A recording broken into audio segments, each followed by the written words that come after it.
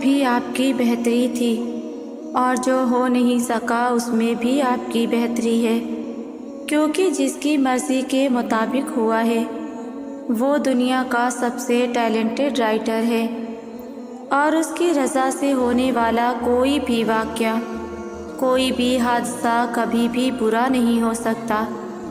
اللہ بہترین منصوبہ ساز ہے۔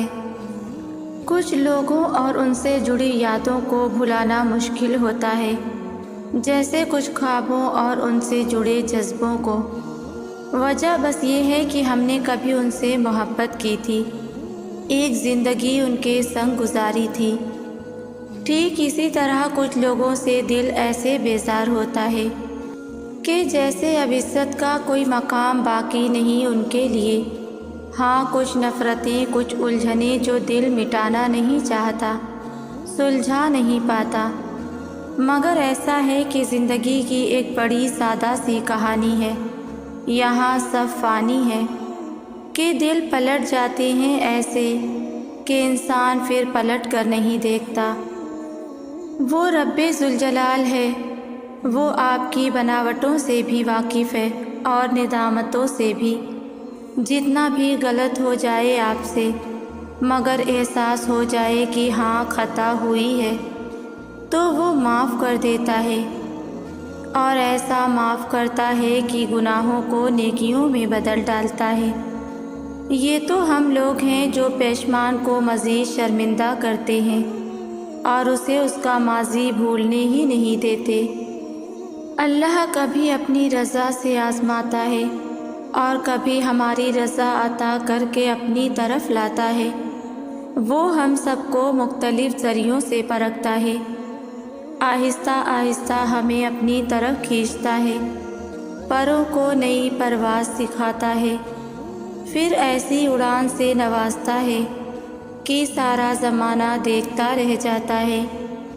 ہمارا ایک المیہ یہ بھی ہے کہ سفید رنگ والا خوبصورت ہے اور کالا رنگ بدصورتی کی علامت ہے۔ عزت اس کی ہے جس کی جیب میں پیسہ ہے، اور غریب آدمی لائنوں میں لگ کر دھکے کھانے کے لیے ہے۔ جن کے لیے قرآن مجید سکون کا واحد ذریعہ ہونا چاہیے، بدقسمتی سے ان کے لیے میوزک روح کی غذا ہے۔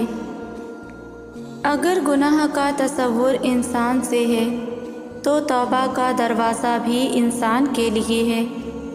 جیسے آدم علیہ السلام اور اماں حوا نے گناہ کیا، مگر اللہ سے معافی مانگ لی اور اللہ نے معاف کر دیا، کیونکہ ابا آدم اور اماں حوا نے وہی غلطی دہرائی نہیں۔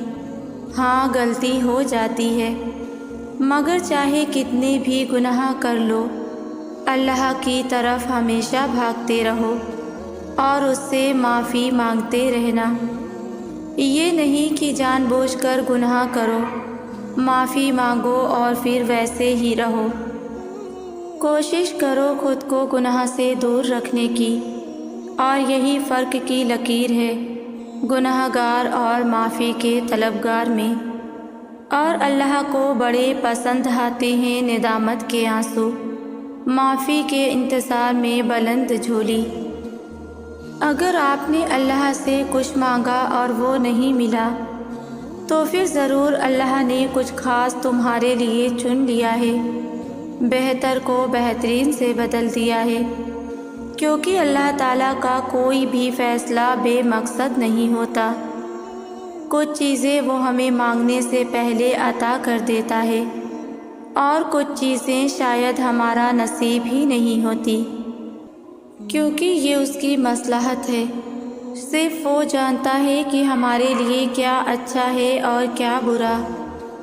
ہم اس سے شکوہ نہیں کر سکتے کہ ایسا کیوں کیا، ہمیں بس اس کی مصلحت پر بھروسہ کرنا ہے، کیونکہ اللہ کہتا ہے، بے شک ہر مشکل کے ساتھ آسانی ہے۔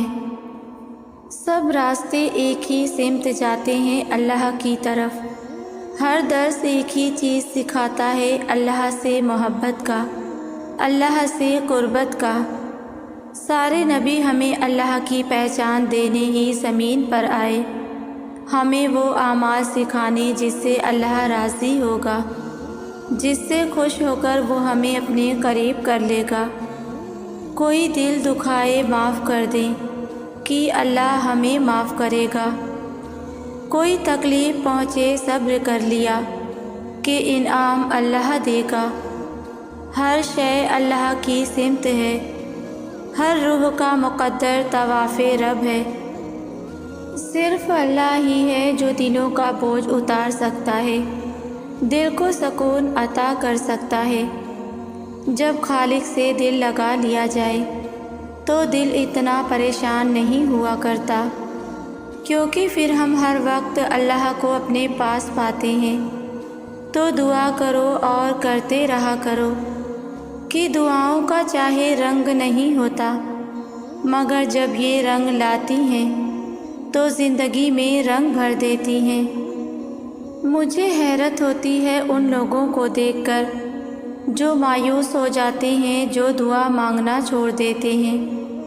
کبھی آپ نے یہ سوچا ہے کہ جو چیز آپ مانگ رہے ہیں یا جو چیز چھین لی گئی ہے، تقدیر کے اس صفحے پر اللہ نے یہ لکھا ہو کہ اس چیز سے میں اپنے بندے کو تب نوازوں گا جب وہ مجھ سے مانگے گا، جب وہ گڑ گڑا کر دعا کرے گا، جب وہ میری بارگاہ میں جھولی پھیلا کر آئے گا، جب وہ مجھے منائے گا۔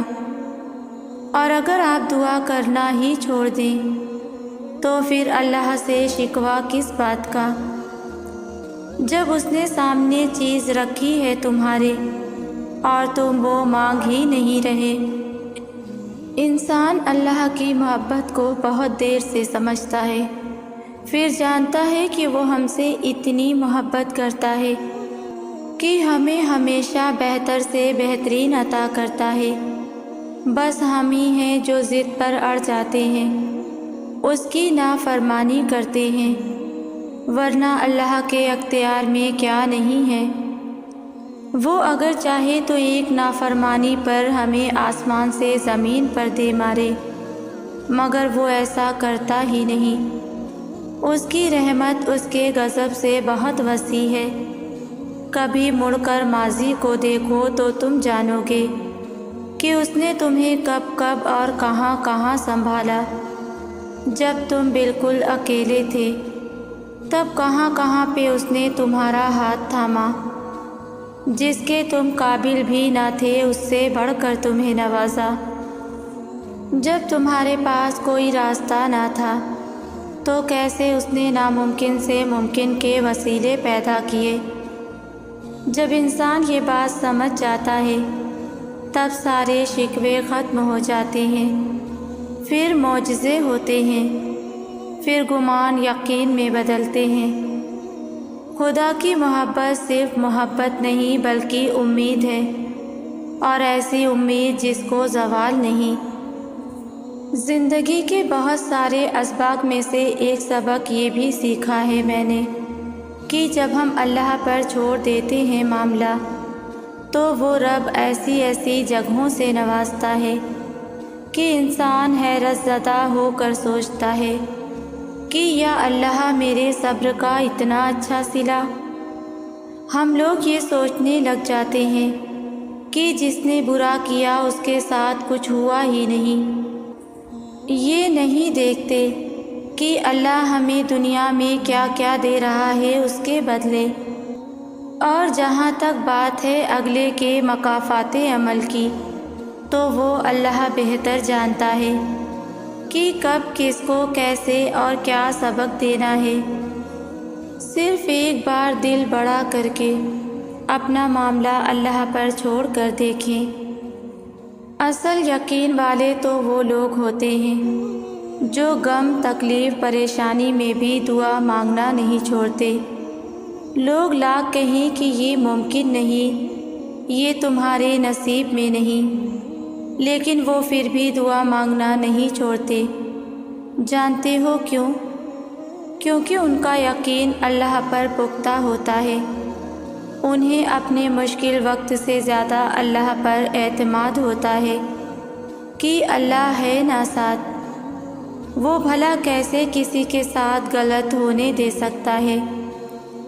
اور بعض لوگ ایسے بھی ہوتے ہیں جو مشکل وقت میں دعا نہیں مانگتے، مایوس ہو جاتے ہیں حالات سے۔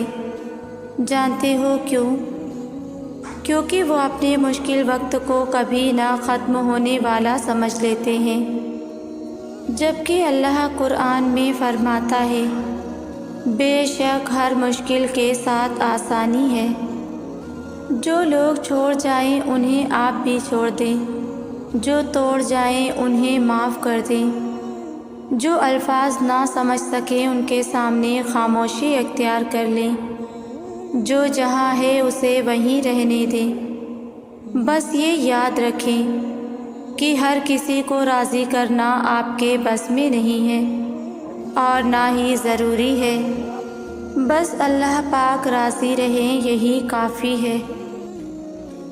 نصیب کبھی برے نہیں ہوتے کیونکہ وہ اللہ تعالیٰ نے لکھے ہیں۔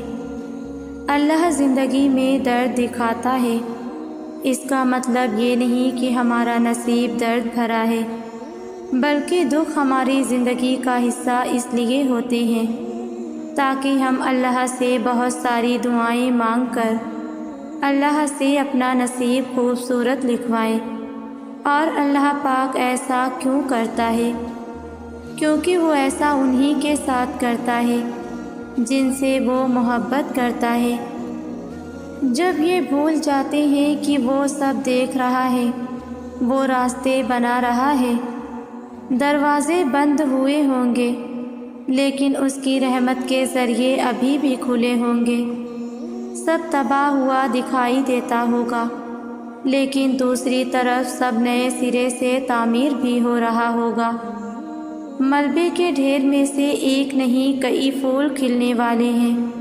رب کی رحمت سے مایوس نہ ہو بلکہ اسے حمد و ثنا اور دعا کے ذریعے پکاریں، دل اپنے رب کی یاد کی طرف لگائیں، اسے مایوسی اور اداسی کے اندھیروں میں گمراہ نہ کریں، دل کو اس کی راہ دیں۔ اللہ جب نوازنے پر آتا ہے تو مانگنے والے کی اوقات نہیں بلکہ اپنی وسعت کے مطابق نوازتا ہے۔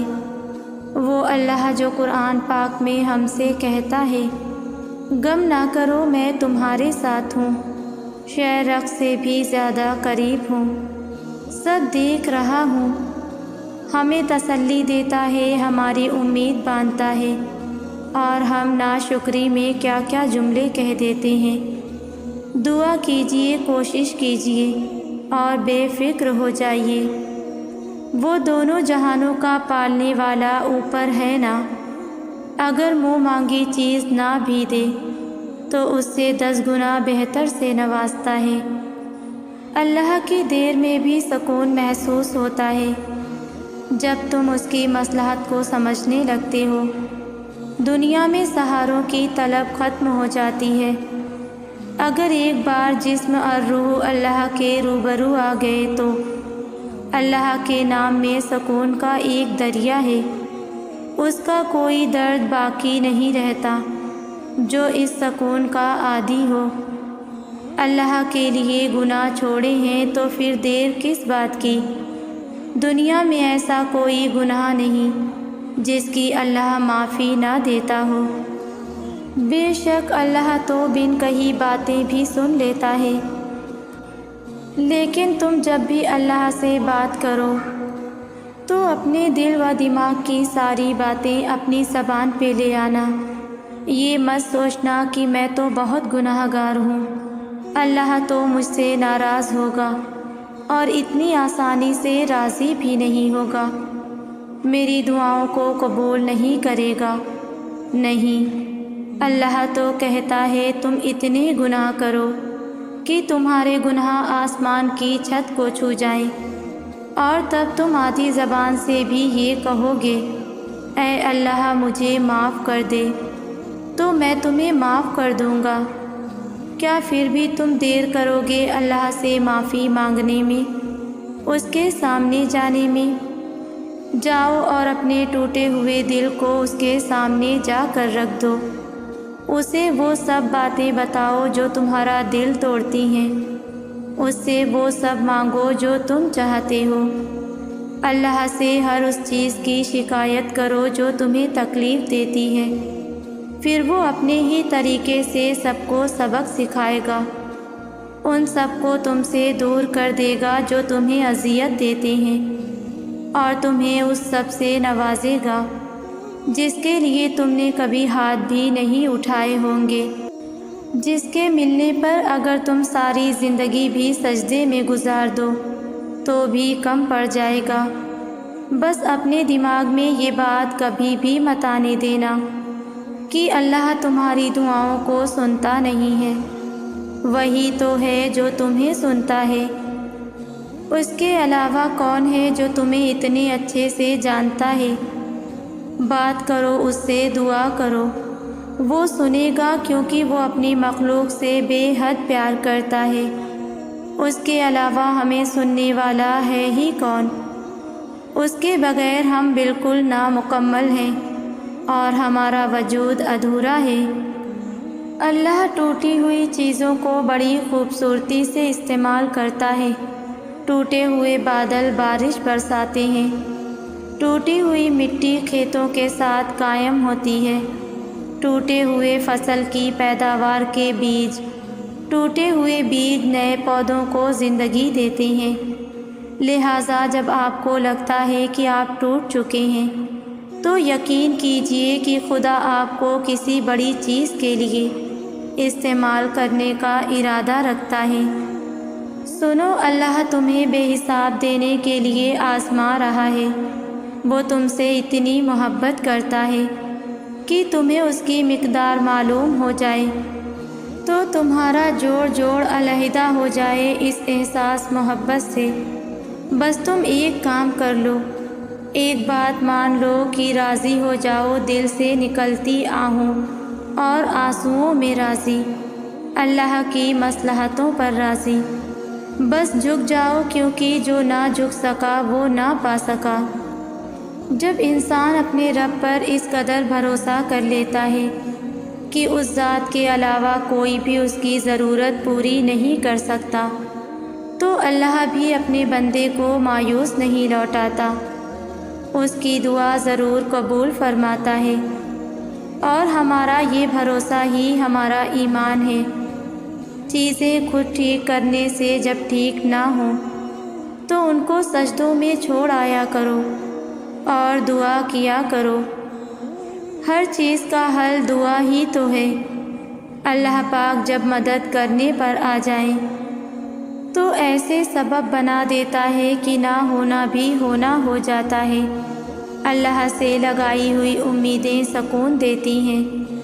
یہ تو اس کا کرم ہے کہ وہ ہماری امیدوں کو ہمارا یقین بنا دیتا ہے۔ بعض اوقات انسان کی سوچیں ہی اسے مردہ کر دیتی ہیں۔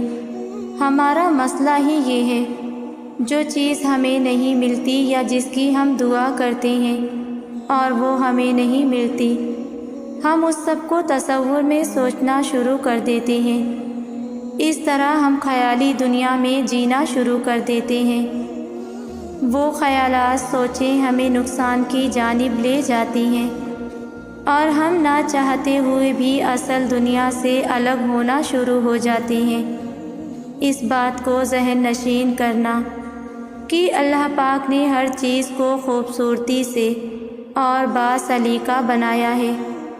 وہ ہر شے کی نفاست سے بخوبی واقف ہے۔ اگر وہ ہمیں کوئی چیز عطا نہیں کر رہا تو اس نے ہمیں دعا کا حق دیا ہے۔ ہم اپنے رب سے ہر چیز دعا سے مانگ سکتے ہیں، لیکن ہمیں کچھ دعا کر کے بھی نہیں مل رہا تو اس میں بھی اللہ کی مصلحت ہے، اور ہم انسان اس قابل نہیں کہ اللہ کی مصلحتوں سے الجھ سکیں، کیونکہ ہم انسانوں میں اتنی سکت نہیں کہ ہم اللہ کی مصلحت میں دخل اندازی کر سکیں۔ بس خداوند کریم سے دعا ہے کہ ہمیں اپنی مصلحتوں میں راضی رہنا سکھائے۔ اللہ پاک نے جب ہمیں انسان بنایا تو اس نے ہمیں عقل اور شعور سے نوازا۔ بے شک اس کو معلوم ہے کہ انسان کے دل میں کیا ہے، وہ کیا چاہتا ہے۔ وہ اچھی اور بری سوچ دونوں سے واقف ہے۔ وہ چاہے تو اسی وقت جان لے لے جب ہم گناہ کا سوچتے ہیں، وہ چاہے تو ہمیں لمحہ بھی نہ دے کہ ہم توبہ کر سکیں، مگر اللہ ہماری اوقات سے بڑھ کر ہمیں توبہ کے مواقع فراہم کرتا ہے۔ وہ اپنے غصے سے زیادہ اپنی رحمت برساتا ہے۔ وہ رحمان ہے، خالق ہے، رازق ہے، مالک ہے، رحیم ہے، وہ مالک کل جہان ہے۔ وہ بخشتا ہے مگر بخشش مانگنی پڑتی ہے۔ جب اس کے پاس بخشش کے لیے بجھا ہوا دل لے جاؤ تو وہ اس کو ایمان کے نور سے منور کر دیتا ہے۔ ہمارا رب بہت کریم ہے، وہ 70 ماؤں سے زیادہ محبت کرتا ہے، تو وہ بخشش کے انگنت مواقع فراہم کر دیتا ہے، بس بخشش کی نیت ہو۔ تمہیں لگ رہا ہے نا کہ تم ہمیشہ یوں ہی تڑپتے رہو گے؟ میں تمہیں ایک حقیقت بتاؤں، جس مقام پہ تم ہو اس مقام پہ سب کو ایسا ہی لگتا ہے۔ تمہارا خوف ہی تمہیں انسان بناتا ہے، لیکن پھر اس خوف کے باوجود بھی یقین کا انتخاب کرنا تمہیں مومن بناتا ہے۔ اور جانتے ہو معجزے مومنوں کے لیے ہی ہوتے ہیں، ایمان لانے والوں کے لیے، ہر اس چیز پر جو دکھائی دے سکتی ہے اور ہر اس چیز پر جو نظر سے باہر ہے۔ تو تمہیں یقین رکھنا ہے، کیونکہ تم سے پہلے جتنے بھی لوگوں نے یقین رکھا تھا، اللہ نے ان کے لیے ایسے ایسے کرشمے دکھائے تھے جنہیں سے پڑھ کر یا سن کر ہی رونگٹے کھڑے ہو جاتے ہیں۔ وہ سب بھی شروع میں چند لمحوں کے لیے گھبرائے تھے، لیکن پھر انہوں نے ان گھبراہٹوں کو ترک کر کے یقین کو چنا۔ دیکھو پھر ان کے حسین انجام کو آج پوری کائنات یاد کرتی ہے۔ اور جانتے ہو اللہ نے وہ کرشمے کیوں قرآن میں لکھے؟ تمہارے لیے، تاکہ تم انہیں پڑھو اور تمہاری امید نہ ٹوٹنے پائے، تاکہ تم ان سے نصیحت لو کہ کہانیاں عین اختتام پہ بھی بدلی جا سکتی ہیں۔ تو تم نے انہیں پڑھنا شروع کرنا ہے، اور تمہیں یاد رکھنا ہے کہ یہی کرشمے تمہارے لیے بھی ہیں۔ اللہ کے کن پہ کسی ایک کا حق نہیں ہے، اس کا کن سبھی کے لیے برابر ہے۔ کچھ منزلوں کے راستے اللہ نے ایسے بنائے ہوتے ہیں کہ تمہیں ان تک پہنچنے کے لیے اللہ کی راہ سے ہو کر گزرنا پڑتا ہے۔ تم یہ گمان بھی نہیں کر سکتے کہ اس راہ کے آخر پر جو منزل تمہاری منتظر ہے وہ تمہاری کتنی پسندیدہ ہے۔ وہ بڑی اعلیٰ حکمت عملی سے اپنے سب کام کرتا ہے۔ اللہ چھوٹے چھوٹے راستوں سے بڑی منزلوں تک لے جاتا ہے۔ وہ چھوٹے چھوٹے ذریعوں سے تمہیں معجزوں تک لے آتا ہے۔ بس صبر کرو اور انتظار کرو۔ ملنے کا وقت مختلف ہو سکتا ہے، پر ملنے والی چیز نہیں۔ بڑا ہنرمند ہے میرا رب، نوازنے سے لے کر مطمئن کرنے تک ہر شے پر قادر ہے۔ تم گھبراتے کیوں ہو مقدر کے فیصلوں پر؟ کیا تم نہیں جانتے تمہارا رب غفور الرحیم ہے؟ وہ اگر رات کو دن اور دن کو رات کرنے پر قادر ہے، تو کیا وہ تمہاری تڑپ دیکھ کر تقدیر کے فیصلے نہیں بدل سکتا؟ وہ کبھی تم سے غافل نہیں ہوتا اور نہ تمہاری چاہت سے انکار کرتا ہے۔ وہ تو بس تمہیں آزماتا ہے کہ میرا یہ بندہ میری محبت میں صبر کی کس حد تک جاتا ہے، اور پھر جب وہ راضی ہو جاتا ہے تو کن فرما دیتا ہے اور مقدر سبھی بدل جاتے ہیں۔ کیا آپ جانتے ہیں کہ سکون کا مرکز کیا ہے؟ ہر انسان یہ چاہتا ہے کہ مجھے وہ مرکز مل جائے جس کی وجہ سے مجھے سکون ملتا رہے، لیکن ہم میں سے ہر کوئی سکون کہاں تلاش کرتا ہے؟ کوئی مال میں تلاش کرتا ہے تو کوئی دوستوں میں تلاش کرتا ہے، کوئی تفریح میں تلاش کرتا ہے تو کوئی پڑھنے میں تلاش کرتا ہے۔ سکون کے لیے تلاش کے راستے جدا جدا ہیں، پھر ایک خاص حد تک اسے سکون ملتا ہے، پھر انسان سکون سے محروم ہو جاتا ہے۔ یاد رکھیے گا، سکون اور اطمینان کا مرکز صرف اللہ تعالیٰ کی ذات ہے۔ سکون تو صرف اللہ کی یاد میں ہے۔ کامیاب وہی ہے جو اللہ تعالیٰ کو اپنا سب کچھ بنا لے۔ بات سادہ سی ہے اور بات گہری ہے۔ پہلی بات بھی یہی ہے، آخری بات بھی یہی ہے، اور یہی عقیدہ ہے۔ اس دنیا میں کامیاب وہ ہے جو اللہ تعالیٰ کو اپنا سب کچھ بنا لے۔ ہم نے یہ مضمون اسی لیے پڑھنا ہے کہ ہم اللہ تعالیٰ کو اپنا سب کچھ بنا لیں۔ دنیا میں انسان کتنے رشتے بناتا ہے، کتنے تعلقات جوڑتا ہے اور کتنی چیزیں حاصل کرتا ہے۔ ہر اس چیز کو اپنا بنانا چاہتا ہے جس کو وہ پسند کرتا ہے، لیکن ناکام رہتا ہے، کیونکہ کسی کو اپنا بنانے کے بعد اسے وہ سکون اور اطمینان نہیں ملتا۔ کامیاب وہ ہے جو اللہ تعالیٰ کو اپنا سب کچھ بنا لے، خوشی بھی اور غم بھی اس سے بانٹے، کیونکہ دینے والا بھی وہی ہے اور لینے والا بھی وہی ہے۔ اللہ تمہیں فوراً بھی دے سکتا تھا، لیکن اگر اس نے تمہیں اتنے راستوں سے گزارا تو اس کے پیچھے کی حکمت کیا تھی؟ وہ حکمت جاننے کی کوشش کریں، وہ سیکھیے جو اللہ آپ کو سکھا رہا ہے۔ اتنے لوگوں میں مالک نے آپ کو چنا ہے، آپ کو اس لمبے سفر میں اس نے بہت کچھ دکھایا، آپ کو ہدایت کی طرف لایا، تو کیا آپ نے ہدایت پکڑی؟ جس اللہ سے آپ اتنا کچھ مانگ رہے ہیں، کیا آپ نے اس کی رضا کے لیے کچھ کیا؟ بس یہی ہے جو اب آپ نے کرنا ہے۔ تم صبر کی انتہا پر ہونا تو سنو، اس کی مدد بس پہنچنے والی ہے۔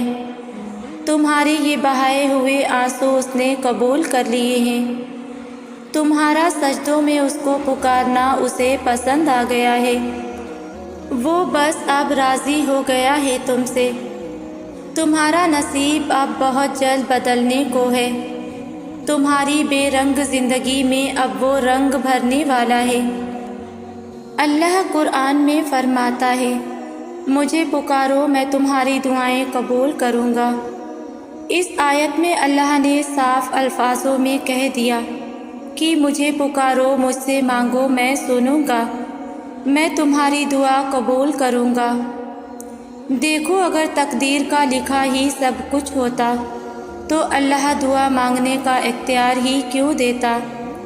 اس آیت سے ہمیں یہ بات سمجھ آتی ہے، انسان تو بلا شبہ اللہ کے فیصلوں کو بدلنے کی طاقت نہیں رکھتے، مگر اللہ تعالیٰ ضرور یہ طاقت رکھتا ہے کہ وہ بندے کی دعائیں اور التجائیں دیکھ کر اپنا فیصلہ بدل دے۔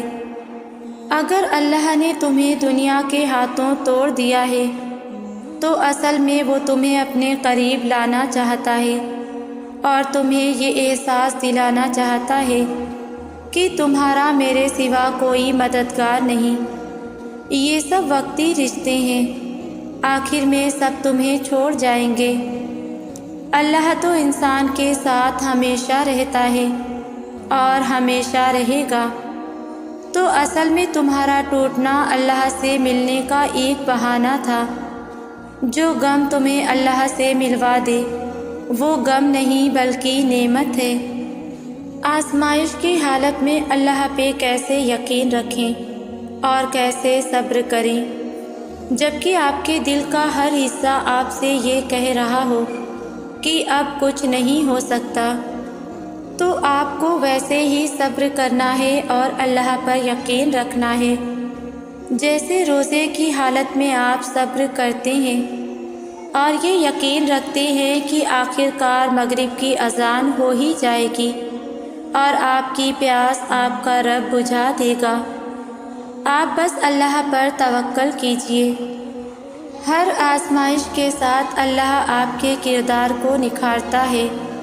ہر دکھ اور ہر مشکل کے ساتھ اللہ آپ کو پہلے سے زیادہ مضبوط اور طاقتور بناتا ہے۔ آپ جن مشکلات سے ابھی گزر رہے ہیں وہ آپ کی ذات کو بہتر بنانے کے لیے ہیں۔ ہم زندگی میں جن حالات سے گزرتے ہیں وہ حالات کسی نہ کسی مقصد کے تحت اللہ ہماری زندگی میں بھیجتا ہے۔